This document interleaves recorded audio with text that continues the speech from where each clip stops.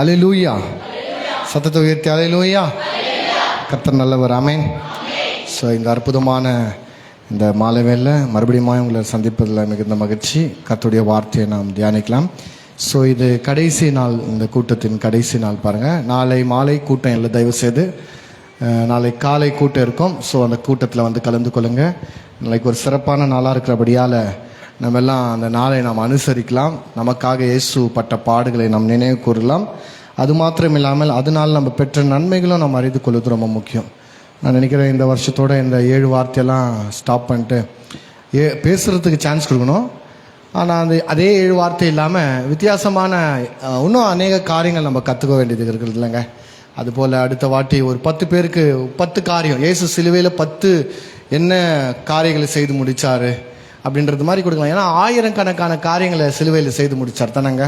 So அதனால் நம்ம சபையில் வருஷத்தில் ஒரு வாட்டி இந்த மாதிரி நம்ம ஆட்களுக்கெல்லாம் சான்ஸ் கொடுக்கறத விட அப்பப்போ கொடுத்தா கொஞ்சம் நல்லா தான் இருக்கும்ன்ற மாதிரி ஒரு இது.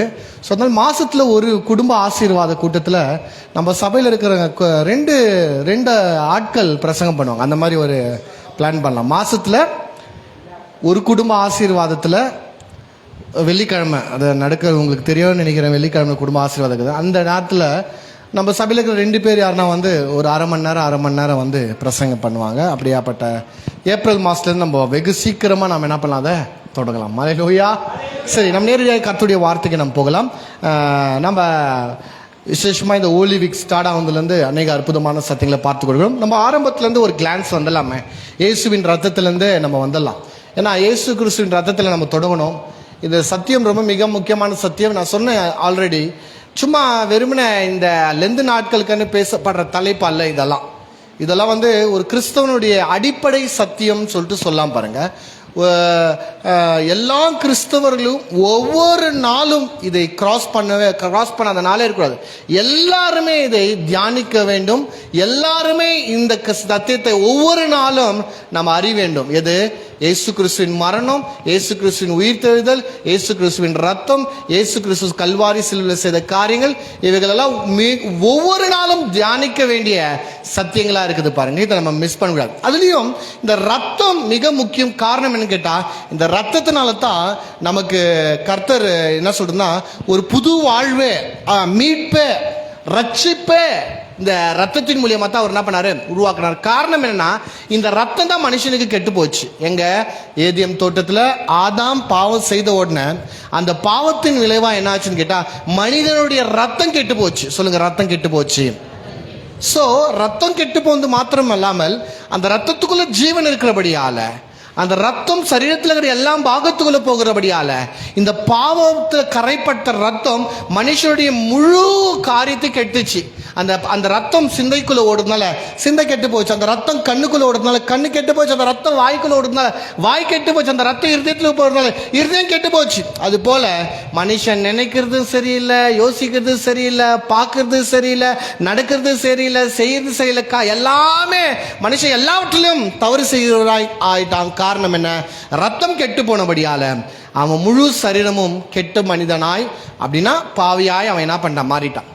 இதை மாற்றும்படியாக தான் இயேசு கிறிஸ்து 2000 வருஷத்துக்கு முன்பாக பூமிக்கு வந்தார். அதனால தான் இயேசு கன்னி பிறக்கிறார், ரத்தத்தை சிந்துறார். ரத்தத்தின் மூலியமாய் நமக்கு என்ன பண்ணாரு? அவர் ரட்சிப்பை கொண்டு வந்தார். இன்னைக்கு நம்மலாம் ரத்தத்தினால கழுவப்பட்டவர்கள். நம்ம ரொம்ப ஸ்பெஷல். அது ஒன்று புரிந்து கொள்ளுங்க. we are very very special, not because of your caste, because of your location of your birth. நீங்க பிறந்த இடத்தினால அல்ல, நீங்க பிறந்த ஜாதினால அல்ல, நீங்க வாழ்கிற பட்டணத்தினால அல்ல, உங்களுடைய என்ன சொல்றது மதத்தினால அல்ல, அதனால இல்ல, இதனால அல்ல. அது வெறுமனே இயேசு கிறிஸ்துவின் ரத்தத்தினால மாத்திரமே. ஹல்லேலூயா, ஹல்லேலூயா. பக்கத்தில் பார்த்து சொல்லுங்க, யூ ஆர் வெரி ஸ்பெஷல். நீங்க விசேஷித்தமானவர்கள். பக்கத்தில் கேளுங்க, ஏன்னு கேளுங்களேன். ஏன்னா நீங்க ரத்தத்தினால கழுவப்பட்டவர்கள். அல்லேலூயா, அல்லேலூயா. இதை நம்ம பார்த்தோம். அடுத்த பாகமாய் இயேசுவின் ரத்தத்தினால உண்டாகிற நன்மையை குறித்து பார்த்தோம். அது ரொம்ப ஃபேண்டாஸ்டிக்கான ஒரு சப்ஜெக்ட் பாருங்க. அந்த ரத்தம் நமக்கு என்னெல்லாம் செய்ததுன்றத காரியங்களை நம்ம பார்த்து வந்தோம். அருமையான சத்தியம் பாருங்க, ரொம்ப உண்மைக்கும் அருமையான சத்தியம். அந்த விசேஷமாய் பஸ்கா ஆட்டிலேருந்து நம்ம ஸ்டார்ட் பண்ணோம். பஸ்கா ஆட்டை குட்டி மரணத்தினால இஸ்ரவேலுக்கு என்னென்னலாம் நன்மை உண்டானது, அதே போல இயேசு கிறிஸ்து ஒரு பஸ்கா ஆடாய் மரித்ததுனால நான் என்ன நன்மையை பெற்றுக்கொண்ட இந்த சத்தியங்கள் எல்லாம் நம்ம பார்த்தோம். அதுவும் ரொம்ப அருமையாக இருந்துச்சு. மத்தியில் நடுவில் ஊழியக்காரர் ஒருத்தர் ஸ்பெஷலாக ஊழியர் வந்தார்.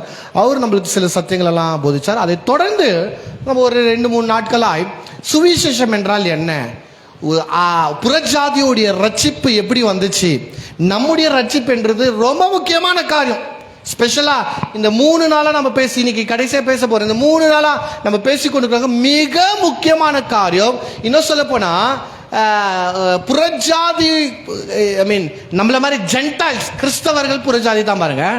கிறிஸ்தவனுடைய ஆணிவேர், ஆணிவேர்னு சொல்லலாம், அல்லது ஃபவுண்டேஷனல் ட்ரூத் இதுதான். என்னன்னு கேட்டா நம்ம வாசிக்க 1 கொரிந்தியர் 15ஆம் அதிகாரம் 3ஆம் வசனத்தை நம்ம மறுபடியும் வாசிக்கலாம்.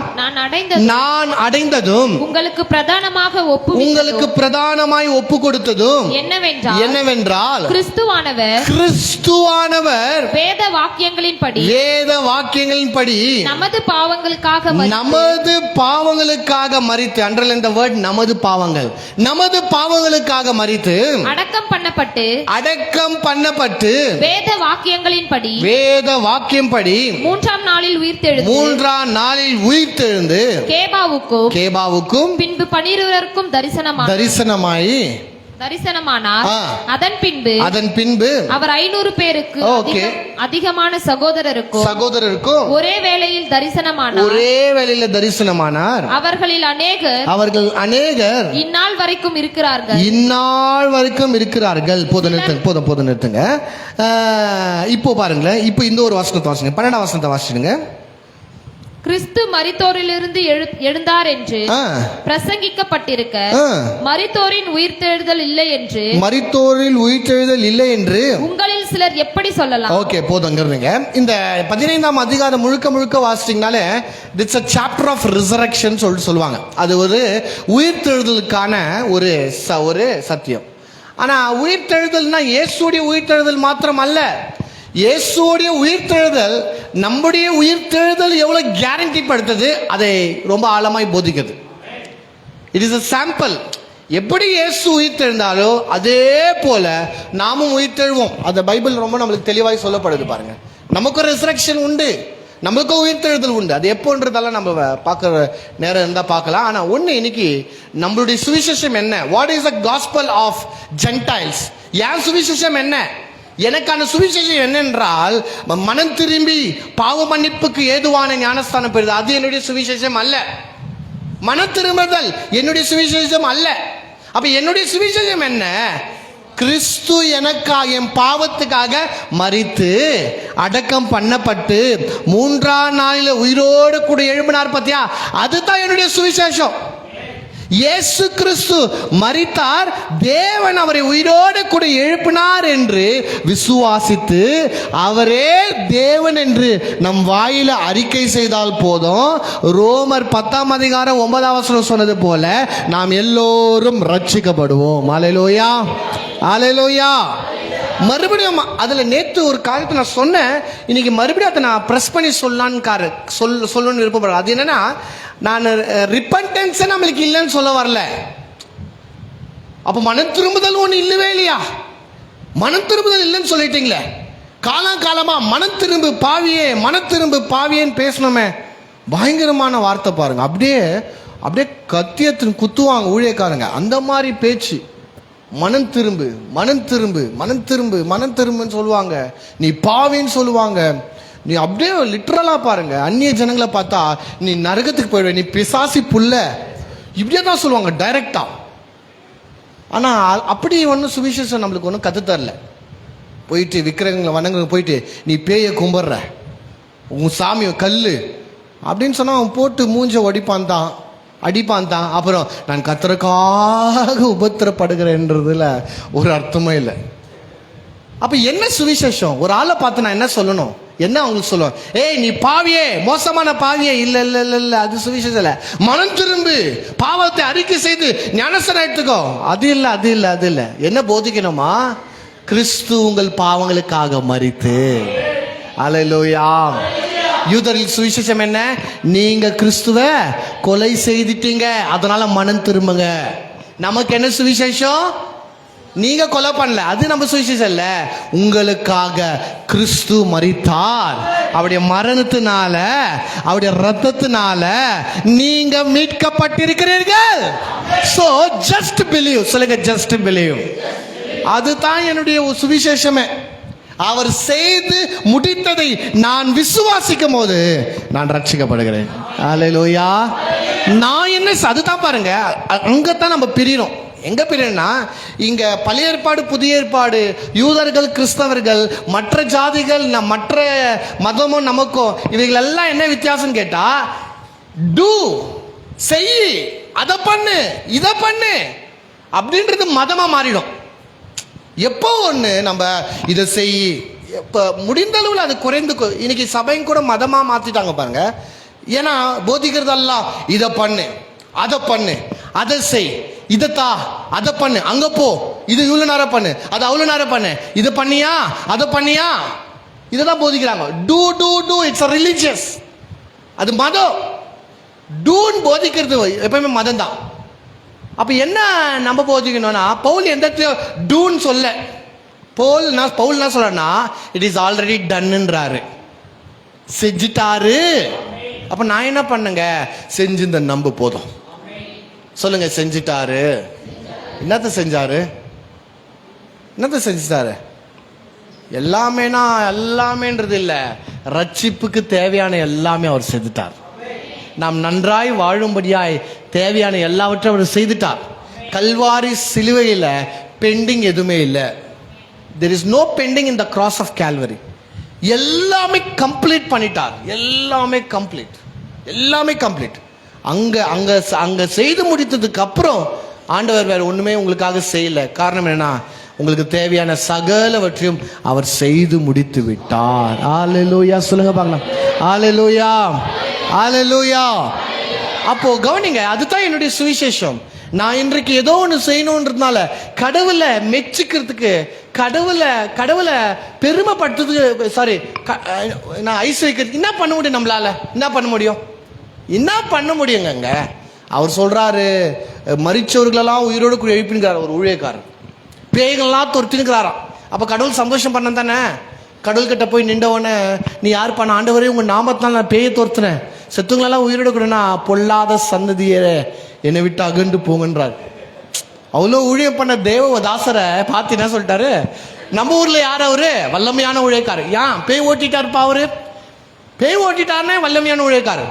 அப்ப செத்துங்களை உயிரோடு எழுப்பினார்னா அவரு கடவுளுக்கு சமமா ட்ரீட் பண்ண. ஆனா கடவுள் சொல்றாரு, பொல்லாத சந்ததி யாரு, என்னை விட்டு அகந்து போங்க, நீங்க யாருன்னு எனக்கு தெரியல. இல்லாண்ட பேய் தோசனை, நீ யாரு நாமத்தில் தோந்த? ஏசு நாமம். அப்ப ஏசு நாமத்தில் தான் பேய் ஓச்சு, உன் கையில தான் பேய் ஓடல. அப்ப என்ன ஆண்டவர் சொல்றாரு? என் சித்தத்தை நீ செய்தியா? அதுதான் ரொம்ப ரொம்ப முக்கியமான காரியம். அப்ப கவனிங்க, நம்முடைய சுவிசேஷமே என்னன்னு கேட்டால் அவரை விசுவாசிப்பது. அவர் என்ன செய்து முடித்தார் அதை விசுவாசிக்கிறதுல தான் உங்க வாழ்க்கையில ரட்சிப்பு உண்டு, உங்க வாழ்க்கையில விடுதலை உண்டு, உங்க வாழ்க்கையில எல்லா நன்மையும். That's what everything must be believe. எல்லாவற்றையும் நம்ம நம்பணும், எல்லாவற்றிலும் நம்முடைய நம்பிக்கை தான் பிரதானம். அதனால தான் பைபிள் சொல்லுது என்னன்னா, விசுவாசம் இல்லாமல் தேவனை பிரியப்படுத்துவது. ஆமா, நீங்க கடவுளுக்கு ஐஸ் வைக்கணும்னா ஒன்னே ஒண்ணுல தான் வைக்க முடியும். எது? விசுவாசத்தை காண்பிக்கிறது மூலியமா. ஆண்டவர் நீங்கள் அதிகமாக நம்புறது மூலியமா தான் அவரை நீங்கள் அதிகமாக என்ன சொல்ல முடியும், மெச்சிக்கொள்ள முடியும் என்று நம்ம பார்க்கிறோம். கவனிங்க, அப்ப இயேசு கிறிஸ்துடைய மரணத்தை குறித்து பார்த்தாச்சு, நம்முடைய பாவத்துக்காக அவர் மரித்தார்ன்றதை பார்த்தோம், அடக்கம் பண்ணதை குறித்து நம்ம நேற்று சற்று பார்த்தோம். இன்றைக்கு உயிர்த்தெழுதலை பத்தி கொஞ்சம் தான் பேச விருப்பப்படுறேன். ஏன்னா இதை தான் நம்ம மறுபடியும் 4 அன்னைக்கு பேச வேண்டும், வேற வழி இல்லை. ஏன்னா உயிர்த்தெழுதல்னால் அந்த உயிர்த்தெழுதலை குறித்து பேசுறது ரொம்ப முக்கியம். ஆனா ஒன்று நான் சொல்ல விருப்பப்படுறேங்களா பாருங்க, கிறிஸ்துவத்தினுடைய என்ன சொல்றதுன்னா அடிப்படை ஒரு ஃபவுண்டேஷனே இந்த உயிர்த்தெழுதல் தான். ஏன்னா இயேசு மாத்திரம் உயிர்த்தெழவில்லை என்றால் நம்முடைய விசுவாசம் வீணாயிருக்குமே. ஆமா, அது வீணாயிடும். உங்க நம்பிக்கை வீண். நாம மரிச்ச மனிதனை வணங்குறவர்களாய் மாறிட்டுவோம். இன்னைக்கு அநேக பேர் வணங்குறது போல புனிதர்களையும் இல்ல பெரிய பெரிய மகான்களையும் வணங்குறாங்க பாத்தீங்களா? அது போல அந்த லிஸ்ட்ல இயேசு வந்திருப்பார். ஆனா இயேசுவை ஏன் ஆண்டவர் சொல்றேன் என்றால், அவர் மரித்தவர்களை உயிரோடு கூட எழுப்பினார், அதற்காக அல்ல. குஷ்டரோகியை சுகமாக்கினார், அதற்காக அல்ல. கண்ணு தெரியாதவர்களெல்லாம் கண்ணு கொடுத்தாரு, அதற்காக அல்லங்க. அவர் அற்புதமான சத்தியத்தை சொன்னார், அதற்காகவும் அல்ல. அப்ப இப்படி இருக்குமா? காற்றையும் கதலையும் அடுத்துனாரே, அதற்காகவும் அல்ல. அப்ப ஏன் அவர் ஆண்டவர் நான் ஏற்றுக்கொண்டேன், ஏன் அவர் ஆண்டவர் என்று அங்கீகரிக்கிறேன் என்றால், அவர் மரித்து உயிரோடு கூட எழும்புகிறார். அல்லேலூயா. வாசிங்க பார்க்கலாம். அப்போஸ்தலர் 2ஆம் அதிகாரம் 24ஆம் வசனத்தை பாருங்களேன். 2:24 நேற்று பார்த்தோம், ஆனா இதை நம்ம டீப்பா பார்க்கலாம். ஆனா இன்னைக்கு நம்ம பார்க்க போறோம் பாருங்க. தேவன் அவருடைய மரண உபாதிகளின் அவரின் மரண உபாதிகளை கட்டை அவிழ்த்து அவரை எழுப்பினார். அவர் மரணத்தினால் கட்டப்பட்டிருக்க கூடாதிருந்தது. அவரை மரணத்தினால் கட்டப்பட்டிருக்க கூடாதிருந்தது. அவரை குறித்து தாவீது, கர்த்தரை எப்பொழுதும் எனக்கு முன்பாக நிறுத்தி நோக்கிக் கொண்டிருக்கிறேன், நான் அசைக்கப்படாதபடி அவர் என் வலது பாரிசத்திலே இருக்கிறார்.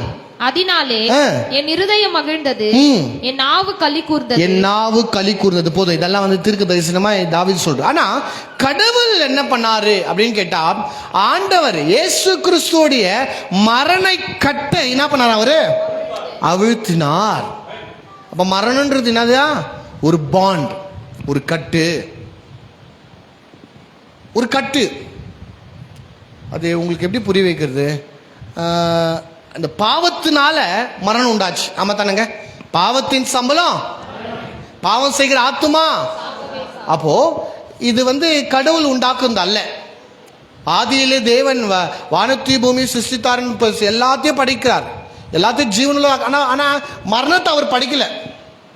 எப்ப மரணம் உள்ள வருது அதுதான் நம்ம பார்த்தோம். ரோமர் 5ஆம் அதிகாரம் 12ஆம் வசனம் 19ஆம் வசனம் சொல்கிறது, ஒரே மனுஷனால பாவமும் பாவத்தினாலே மரணமும் உலகத்தில் பிரவேசித்தது.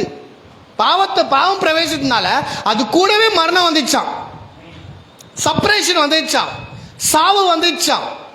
இவைகளெல்லாம் கர்த்தர் உண்டு பண்ணதல்ல, பாவத்தினுடைய விளைவு, the effects of sin. அப்ப இந்த மரணம் கடவுள் உண்டாக்குறது ஒண்ணு அல்ல. பாருங்க, அப்ப கவனிங்க, இவர் யார் என்றால் மரணத்தை ஜெயித்தவர். யார்? இயேசு கிறிஸ்து. ஆனா ஆதாம் இதுல ஜெயிக்க முடியல. காரணம் என்னன்னா, அவனுடைய சரீரம், அவனுடைய ரத்தம் கெட்டு போன ரத்தமா இருந்தபடியால ஆதாம் மரித்ததாகவே ஆயிட்டான். இயேசு கிறிஸ்துக்கு முன்னையும் சரி, இயேசு கிறிஸ்துக்கு பின்னாடியும் சரி, மரித்தவர்களா தான் இருந்தாங்க தவிர மரித்த எந்த மனிதனும் உயிரோடு கூட இன்றைக்கும் வாழவில்லை. யாரா இருக்கிறாங்களா உங்களுக்கு தெரிஞ்சவங்க? ரொம்ப காலமா இருக்கிறாங்க, 500 வருஷமா எங்க கூட தான் வாழ. யாரா இருக்கிறாங்களா? இல்ல, இருக்க முடியாது. பூமியில ஒரு மனிதன் பிறந்தால் அவன் கண்டிப்பா என்ன ஆக வேண்டும்? மரிக்காவணும். அதுதான் இப்பொழுது நியமமாக மாறினது. ஆனா தேவன் படிக்கும்போது அப்படி படிக்கல. எல்லா மனுஷனும் ஜீவமாய் நித்திய ஜீவனோடு கூட அவன் வாழணும் தான் கர்த்தர் நினைத்தார். ஆனா மனுஷனுடைய பாவத்தினால அவன் ஆத்துமா என்ன ஆயிடுச்சுன்னா கெட்டு போய் அவன் என்ன ஆகிறான்? செத்து போகிறான். செத்து போன பிறகு அவனுடைய சரீரம் பாருங்க, ஆவி ஆத்துமா சரீரம் 3 கொடுக்கப்பட்டது. ஆவி கர்த்தரத்தில் வந்தபடியால் ஆவி கர்த்தரத்துக்கே போகுது. ஆத்துமா பரலோகமா நரகமான் இருந்து அது தீர்மானிக்குது. நல்ல ஆத்துமாவா இருந்தால் அது தேவனிடத்துல சேருது, அது கெட்ட ஆத்துமா இருந்தால் அது பிசாசு இடத்துல போய் சேருது. பாருங்க, 3வதா இந்த சரீரம் மண்ணுல இருந்து தான் கர்த்தர் உண்டாக்குனார். பாருங்க, அதனால கண்டிப்பா அது ரிட்டர்ன் எங்க தான் போகுது? மண்ணுக்கு தான் போகுது. அல்லேலூயா. இது எந்த மனுஷனாலும் தடுக்க முடியாத ஒரு காரியமா இருக்குன்னு சொல்லிட்டு நம்ம பார்க்கிறோம். ஆனா இந்த காரியம் இயேசுவுக்கு அணுகல. ஏன்னா அவர் ஒரு ஜீவாதிபதி. அல்லேலூயா, அல்லேலூயா. அவர் எப்படி? அவர் உயிர்த்தெழுதலும் ஜீவனுமா இருக்கிறாராம். அப்போ பைபிள் சொல்லுது பாருங்க, கடவுள் என்ன பண்ணாரு? கடவுள் முதலாவது பிதா என்ன பண்ணாருன்னா, இயேசுவை இப்போ இயேசு மேல பாவம் வந்துடுச்சுன்னா அப்ப ஆப்வியஸாய் அவர் கண்டிப்பா என்ன ஆகணும்? சாக வேண்டும். பாவம் செய்த ஆத்துமா சாக வேண்டும். இயேசு மேல பாவம் வந்த உடனே இயேசு என்னத்தான் ஆகணும்? உயிரோடு கூட எழும்புறார். எப்படி உயிரோடு கூட எழும்புறார் என்று வேதம் சொல்றது என்றால், பிதா என்ன செய்றார் என்றால், அந்த மரணத்தின் கட்டை என்ன பண்றாரு? அவிழ்க்கிறார். அவர் அழுத்தபடியால அந்த மரணம் அவர் என்ன பண்ண முடியல, இல்ல ஹோல்ட் பண்ண முடியலையாம். அது புடிச்சு வைக்க முடியலையாம். புரியுதுங்களா? எத்தனை பேருக்கு புரியுது? இப்போ உங்களுக்கு புரியுற மாதிரி சொல்லணும்னு வச்சுங்களேன். ஒரு நாயை நீங்க நாயெல்லாம் அவ்வளோ எக்ஸாம்பிளெல்லாம் நம்ம சொல்ல முடியாது. ஒன்று நம்ம பிடிச்சு வச்சிருந்தோம்னு வச்சுங்களேன், கை ஓப்பன் பண்ண என்ன பண்ண முடியாது? அது கை நம்ம விட்டு என்ன போயிடும் தானே, பறந்துடும் தானேங்க. அது போல தான் பாருங்க, மரணன்றது பிசாசினால பாவத்தினால வந்தது. அது நம்ம உயிரெல்லாம் அது பிடிச்சி வச்சுக்குது, சாவை கட்டி போடுது. அதனால தான் நம்ம எல்லாம் செத்து போறோம். செத்துட்டு நம்ம உயிர் தெழுதுல, ஏன்னா அவன் பிடிச்சிக்கிறான். அந்த மரணம் அதை பிடிச்சிக்குது பாருங்க. ஆனா கடவுள் என்ன பண்ணாருன்னா, இந்த கட்டை அழுத்தினாராம். யாரு கட்டை? இயேசு கிறிஸ்துடைய உயிரை பிடிச்சி வச்சிருந்த, கட்டப்பட்டு வச்சிருந்த அந்த மரணத்தின் கட்டை அவிழ்த்த உடனே இயேசுடைய ஜீவனை மாத்திரம் அதனால ஹோல்டு பண்ணவே முடியலையாம். அதுதான் ஒரு அற்புதம் பாருங்க. இன்னைக்கு நம்முடைய மரணமும் அவருடைய மரணத்துக்கு இருக்கிற பெரிய வித்தியாசம் என்னன்னா, நம்ம செத்தோடு முடிஞ்சிச்சு. மறுபடியும் உயிரோட கூட வந்துடும்னு வச்சுக்கோங்களேன், மறுபடியும் செத்து தான் ஆகணும். இயேசு 3 பேரும் உயிரோட எழுப்பினார். இன்றைக்கு உயிரோட இருக்கிறாங்களா? அவங்க உயிர் தெழுந்தாலும் மறுபடியும் இயேசு கிறிஸ்து உயிரோட கூட எழுப்பினாலும் மறுபடியும் செத்து போனாங்க. இந்த உலகத்தில் பிறகு எல்லாருமே அவ்வளவுதான். ஏன்னா யாருடைய மரணத்தின் கட்டியும் பிதா இன்னும் அவுக்கல. ஒரே ஒருத்தருடைய கட்டமத்தை அவுத்தால, அவர் யாருன்னா இயேசு. ரெண்டாவது, இந்த மரணம் எல்லாருடைய மரணத்து உயிரையும் நம்முடைய மரணத்தெல்லாம் பிடிச்சு வச்சுக்குது. ஆனா இயேசுடைய மரணத்தை மாத்திரம் ரொம்ப நேரம் பிடிச்சு வைக்க முடியல. ஏன்னா அவருடைய ஜீவனுக்குள்ள வல்லமை இருக்கு. ஹல்லேலூயா, ஹல்லேலூயா. ஏன்னா அது தேவகுமாருடைய ஜீவனா இருக்கிறபடியால ரொம்ப நேரம் கட்டி போட்டு வச்சுட்டு இருக்க முடியல. அவர் போய் செய்ய வேண்டிய காரியங்களை பாதாளத்தில் செய்த உடனே அந்த ஜீவன் மறுபடியும் எழும்பினது. அதுதான் உயிர்த்தெழுதல். ஹல்லேலூயா. அதனால தான் இயேசு கிறிஸ்துடைய கல்லறையில இயேசு கிறிஸ்துடைய பிணம் இன்னைக்கு இல்லை. அவர் உயிர்த்தெழுந்திருக்க அவருடைய சரீரத்தை இங்க ஏன் தேடுகிறீர்கள்? அவர் உயிர் தெழுந்துட்டாருப்பா. அப்போ இயேசுவின் மரணம் இட்ஸ் நாட் ஜஸ்ட் என்ன சொல்றது, ஒரு இன்ஃபர்மேஷன் இல்லை. அது it's a power that he has overcome the death. மரணத்தையும் ருசி பார்த்தாராம் நமக்காக. பா, எப்படி இருக்குது பார்த்தீங்களா? பாவமே அறியாத அவர் நமக்காக பாவமானார். ஏன்? உங்க மேல இருக்கிற பாவத்தை எடுத்துக்கணும். அப்போ உங்களுக்காக எனக்காக கர்த்தர் என்ன பண்ணாருன்னா, எல்லாருமே என்ன சொல்றதுன்னா சொல்லுவாங்க பார்த்தீங்களா, ஒரு பேச்சுக்கு, நான் உனக்காக உயிரே தருவேன் சொல்றாங்களா இல்லையா? ஒருவேளை கொடுத்தாலும் அந்த உயிரை வச்சு என்ன பண்ண முடியும்? 10 பைசாக்கு லாபமா? ஏதாச்சும் லாபமா? ஏதாச்சும் கிட்னி குத்தாலும், கிட்னி இல்லாத நேரத்தில் கிட்னி குத்தா பரவாயில்ல, இல்லை வேற ஏதாச்சும் குத்தாலும் பரவாயில்ல, கண் இல்லாதவங்களுக்கு கண்ணு குத்தா பரவாயில்ல. உயிரை கொடுக்கறதுனால என்ன பரவாயில்ல? உயிரை கொடுக்க முடியும்னு நினைக்கிறீங்களா நீங்க? உயிரை கொடுக்க முடியாது பாருங்க. அப்போ உண்மையாகவே நம்முடைய உயிரை கொடுத்தாலும் அது வேஸ்ட் தான். ஆனால் இயேசு கொடுத்தாரு பாருங்க, அவர் உயிர். சொல்றாங்க பார்த்தியா, உனக்காக உயிரை கொடுப்பேன். அவர் கொடுத்தாரு. ஏன்னா அவருக்கு தெரியும், நான் செத்தா அப்படியே என்னோட கதை முடியறதில்லை. எதுவுமே என்னால் ஹோல்டு பண்ண முடியாது. பாதாள என்ன பண்ண முடியாது, பிடிச்சு வைக்க முடியாது. எதுவுமே ஹோல்டு பண்ண முடியாது. அதனால தான் பிதா என்ன பண்ணாருன்னா இவருக்கு ஒரு கிரெடிட்டை தராரு. என் பேச்ச கீழ்ப்படுத்ததுனால உனக்கு ஒரு கிஃப்டை தரேன்ப்பா. என்ன கிஃப்ட்னு கேட்டா, பூமியில வானத்திலையும் பூமியிலும் பூமியின் கீழும் பாதாளத்திலையும் எல்லா உலகத்திலையும் ஒரு நாமத்துக்கு பவர் இருக்குதுன்னா அது இயேசுவின் நாமம் தான். எல்லா நாமத்துக்கும் மேலான நாமத்தை தந்தது மாத்திரம் அல்லாம அவர் சொல்றாரு, இந்த நாமத்துக்கு சகலமும் கீழ்ப்படியும். அது வானத்தில் சொன்னாலும் கீழ்ப்படியணும், பூமியில சொன்னாலும் கீழ்ப்படியணும், நரகத்துக்குள்ள போயிட்டு இயேசுன்னு சொன்னாலும் எல்லாமே அலறணும். ஏன் பிதாவின் சித்தத்துக்கு இயேசு கீழ்ப்படிந்து மரித்து அடக்கம் பண்ணப்பட்டு 3ஆம் நாள்ல உயிரோடு கூட எழும்பிடபடியால அந்த நாமம் எல்லா நாமத்துக்கும் மேலான நாமமா இருக்கிறது. ஹல்லேலூயா, ஹல்லேலூயா. அப்ப கவனிங்க, அதுதான் ரொம்ப இன்ட்ரெஸ்டிங்கான காரியம் பாருங்க. இயேசு மரித்தவராய் மாத்திரம் அல்ல, அடக்கம் பண்ணப்பட்டு கல்லறையில் அப்படியே உறங்கிக் கொண்டு ரெஸ்ட் இன் பீஸ்ல மாத்திரம் இருக்கிறவராய் இல்லை. அதை என்ன சொல்றது, அந்த சங்கிலியை, மரணத்தின் சங்கிலியை, ஆமாங்க, இது உங்களுக்கு நான் புரியுற மாதிரி மறுபடியும் சொல்றேன் பாருங்களேன். இப்போ நம்ம செத்துடுறோம், நம்ம பாடி எங்க இருக்குது, பொதிச்சு வச்சுறாங்க மண்ணில் அப்படியே இருக்கு, ஆவி போயிடுது. ஆனா இந்த ஆத்துமா எங்கேயோ ஒரு இடத்துல லாக் ஆயிடுது, எங்கேயோ ஒரு இடத்துல லாக் ஆகுது. ஜட்ஜ்மெண்ட் வரைக்கும் நம்மளுக்கு நியாய தீர்ப்புன்னு ஒரு நாள் வருது பாத்தீங்களா, அங்க வரைக்கும் நம்மள லாக் ஆயிடும். அது ஒரு சங்கிலில போட்டு கட்டி வச்சுட்டு இருப்பாங்களாம், எங்கேயோ ஓடிடக்கூடாதுன்ற மாதிரி. அப்படியே அது ஒரு கட்டு. அதுதான் சொல்றேன், எல்லாருமே இன்னைக்கு இயேசு கிறிஸ்து 2வது வருகையில் வருவாரு. அந்த 2வது வருகைக்கு அப்புறம் நியாய தீர்ப்பு கண்டிப்பா இருப்போம். நியாய தீர்ப்பு எல்லாருமே கண்டிப்பா சந்திப்பாங்க. ஆனா இப்போ உங்க தாத்தா பாட்டி எல்லாம் செத்து போயிட்டு அவங்க எங்க இருக்கிறாங்க? மரணம் அவங்கள கட்டி போட்டு வச்சிருக்கு, அவங்க ஆத்மாவை கட்டி போட்டு வச்சிருக்குது. நல்ல ரட்சிக்கப்பட்ட நல்ல ஆட்கள் இருப்பாங்க, அவங்க ஒருவேளை நல்ல ரெஸ்ட் இன் பீஸ்ல இளைப்பாறுது கொண்டு இருக்கலாம் பரதேசில. அதுதான் பாருங்க பைபிள் சொல்றத கனெக்ட் பிரகாரம் உலகம் நல்ல மனிதர்கள் மரித்த உடனே அந்த நல்ல மனிதர்கள் பாரடைஸ்ன்ற பரதேசுக்கு போறாங்களாம், அங்கிருந்து நியாய தீர்ப்பானோன்னு பரலோகத்துக்கு போறாங்களாம். கெட்ட மனிதர்கள் பாதாளத்துக்கு போறாங்க, நியாய தீர்ப்பு வந்த பாதாளத்திலிருந்து நரகத்துக்கு போகிறாங்க. அப்படின்ற மாதிரி இதை ஸ்பிளிட் பண்ணி பேசுறாங்க பாருங்க. அப்போ எங்கேயோ ஒரு இடத்துல ஆத்துமாக்கள் கட்டப்பட்டு இருக்குது. அந்த மாதிரி இயேசுவை கட்டி போட வைக்க முடியவே முடியல. ஏங்க அவர் மனுஷன் இல்லையா? அவர் மனுஷர் தான். ஆனா எப்படி அவரை மாத்திரம் கர்த்தர் கட்டை அவிழ்த்தார்.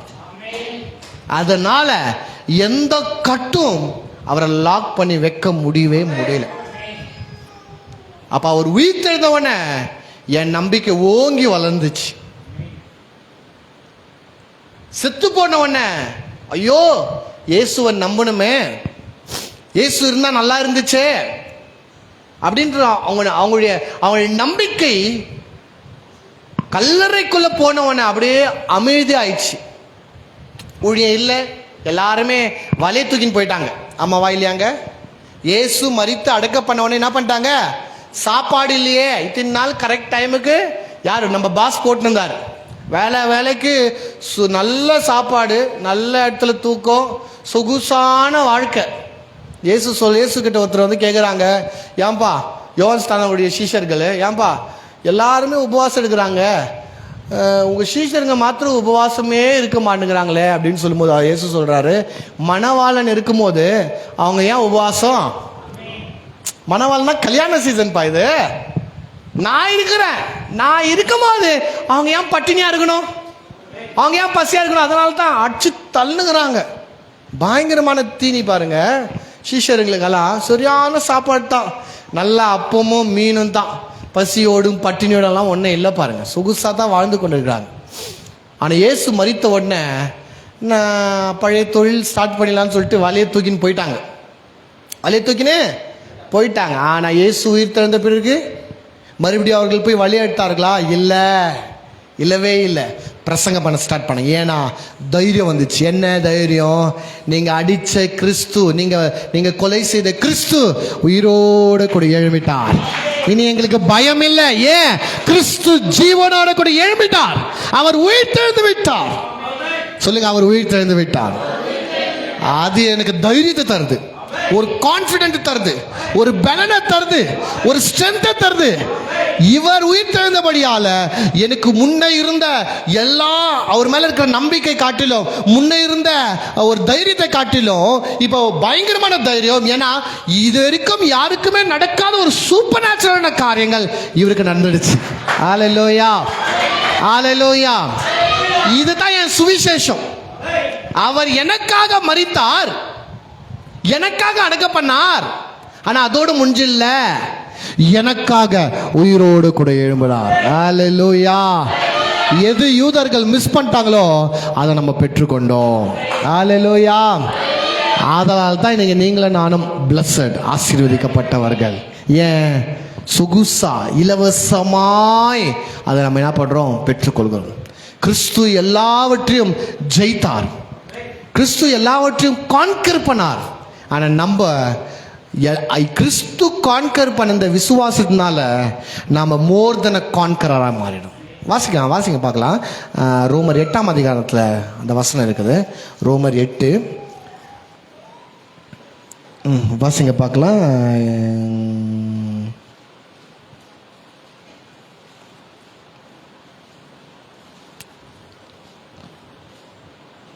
ரோமர் 8ஆம் அதிகாரம்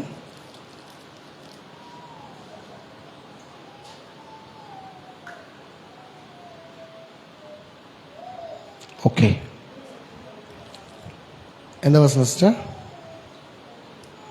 13 இல்லை 13 இருக்காது, பின்னாடி வாங்கணும். சரி, 28ஆம் வசனத்தில் பாருங்களேன். அன்றியும் அவர் தீர்மானத்தின்படி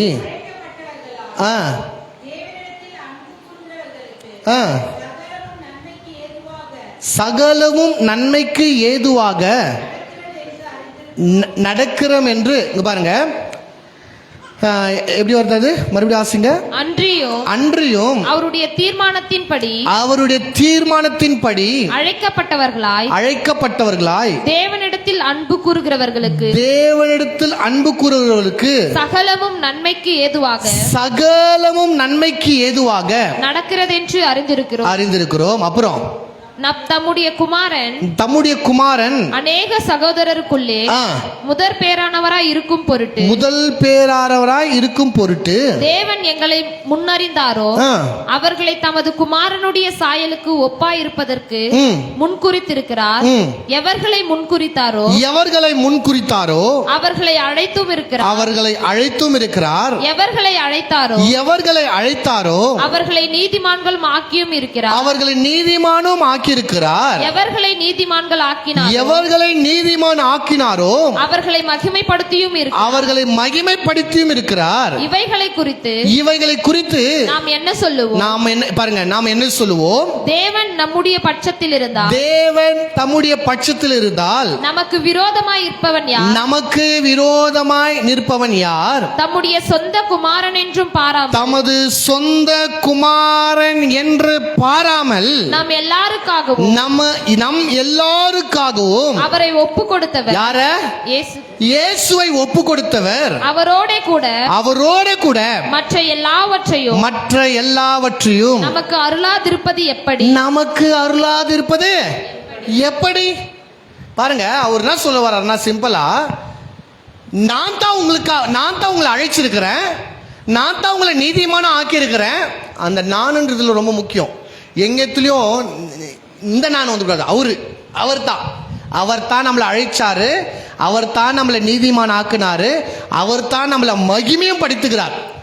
அப்போ இதுல என்ன சொல்ல வர்றாருன்னா, இப்போ முக்கியமான 33 பாருங்களேன். 33 தேவன் தெரிந்து கொண்டவர்கள் மேல். கவனிங்க, நம்மளாம் யாருங்க? புறஜாதியா இருந்தோம். ஆனா நம்மளாம் யார் தெரிந்து கொண்டது? தேவன் தெரிந்து கொண்டார். ஓகே, தேவன் தெரிந்து கொண்டவர்கள் மேல் தேவனை தெரிந்து கொண்டவர்கள் மேல் குற்றம் சாட்டினவன் யார்? தேவனே அவர்களை நீதிமான்கள் ஆக்குகிறவர். ஆக்கினைக்குள்ளாக தீர்க்கிறவன் யார்? கிறிஸ்துவே மரித்தவர். கவனிங்க, யாரா? கிறிஸ்துவே மரித்தவர். அவரே எழுந்தும் இருக்கிறவர். அவரே தேவனுடைய வலது பாசத்தில் இருக்கிறவர். நமக்காக வேண்டுதல் செய்கிறவரும் அவரே.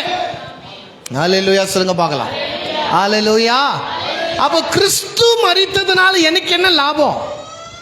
நான் சொல்றேன் பாருங்க, கிறிஸ்து மரித்ததுனால உனக்கு என்ன லாபம்னா, அந்த மரணத்தின் மூலியமா தான் உங்களை தெரிந்து கொள்கிறார். இங்கிலீஷ்ல ரொம்ப அழகா வருது, அவர் he has elected you. என்னது? elected you என்ற வார்த்தை உபயோகப்படுத்துறாங்க. ஏன் அந்த வார்த்தை உபயோகப்படுத்துறாங்க? நீங்க சாதாரண ஆளே இல்லை, தேர்ந்தெடுக்கப்பட்டவர்கள். ஓட்டு போடுறவங்களா இல்லையாங்க, எலெக்டடா. சும்மா அப்படியே கும்பல் அப்படியே 10 பேர் வந்துட்டாங்களா, சரி நீ ஒண்டியாக்கிற நீ வந்துடு அப்படின்ற அப்படி இல்லைங்க. அப்படி இல்லை. சொல்லுங்க, நான் எலெக்ட் பண்ணப்பட்டவன். எங்க தாயின் கருவில இருந்து எப்படி எலெக்ட் பண்ணப்பட்டோம்? நம்ம பொறுக்கும் போது, அதெல்லாம் பெரிய ஹிஸ்டரி பாருங்க. பொறுக்கும் போது நம்ம கூட பல்லாயிரம் பேர் பிறந்திருக்கணும். ஆனா கர்த்தர் அங்கேயே நம்மளை என்ன பண்றாரு? எலெக்ட் பண்ணிட்டாரு. எலெக்ட் பண்ணி செலக்ட் பண்ணி நீதிமான ஆக்கி இப்ப சொல்றாரு, நான் தான் அவனை நீதிமான ஆக்குறபடியால அவனை ஒருத்தவனை என்ன பண்ணக்கூடாது? குற்றவாளி ஆக்கக்கூடாது. இப்ப நம்ம என்ன பண்றோம்னு கேட்டா, ஆண்டவர் என்ன சொல்றாருன்னா, சாம பார்த்து சாம் நீ நீதிமான் அப்படின்னு சொன்ன உடனே இப்ப நான் என்ன பண்ணக்கூடாதுன்னா, சாம பார்த்து ஏ பாவியே சொல்லக்கூடாது. ஏன் சொல்லக்கூடாதுன்னா, நான் பாவியேன்னு சொல்லும் போது ஆண்டவர் என்ன பார்த்து சொல்றாரு, எப்பா சாமுக்காக நான் தான் செத்தேன், நான் தான் உயிரோடு கூட எழுமுனேன், நான் தான் பிதாவின் வலது பாசத்தில் உக்காந்து இருக்கிறேன், நான் தான் அவனுக்காக வேண்டிக் கொண்டிருக்கிறேன், அவனுக்காக நான் அவ்வளோ பண்ணிருக்கிறேன், அவனை பார்த்து நீ எப்படி பாவின்னு சொல்லலாம்? ஹல்லேலூயா. கரெக்டா? அதனால தான் நம்ம சொல்லக்கூடாது எப்பவுமே. ஒருத்தனை பார்த்து, யாரை பார்த்து? மற்றவங்கள சொல்லலாம்.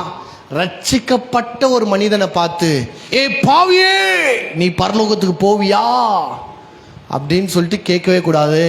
கேட்டா அவங்களுக்கு தான் ஆக்கினி. ஏன்னா நான் தான் உன்னை இதெல்லாம் படிக்கிறேன், நான் தான் உன்னை அழைத்திருக்கிறேன், நான் தான் உன்னை நீதிமான் ஆக்கிக்கிறேன், நான் தான் உன்னை மையப்படுத்திருக்கேன். அதனால உனக்கு விரோதமாய் எழும்பவன் யார்? தட்ஸ் வை ஜஸ்டிஃபைங், அதான் என்ன சொல்றதா, judging others is wrong in Christianity. பிறனை நம்ம குற்றவாளம் ஆக்குறது, குற்றப்படுத்துவது நீ தப்பு. ஒரு ஊழியக்காரன் கண்டிக்கலாம், ஒரு ஊழியக்காரன் இதெல்லாம் பண்ணாதப்பா இது செய்ப்பா சொல்லலாம்.